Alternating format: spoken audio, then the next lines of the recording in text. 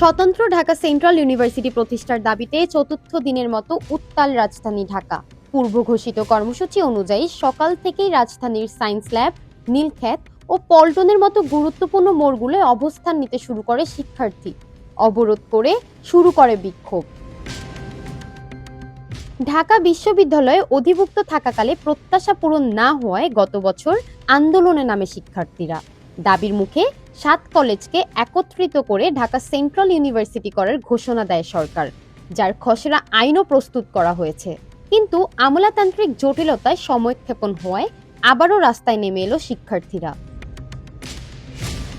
মন্ত্রণালয়ের আশ্বাসে সন্তুষ্ট হতে পারছেন না আন্দোলনরত শিক্ষার্থীরা।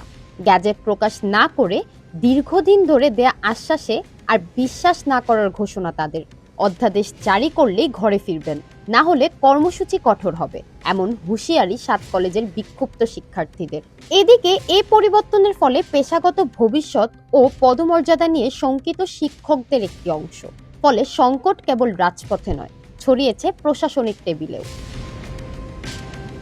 এসব জট না খুললে কয়েক লাখ শিক্ষার্থীর শিক্ষা জীবনের অনিশ্চয়তার পাশাপাশি বিপর্যস্ত হবে রাজধানীর জনজীবন, আর বাধাগ্রস্ত হবে উচ্চশিক্ষার স্বাভাবিক পরিবেশ।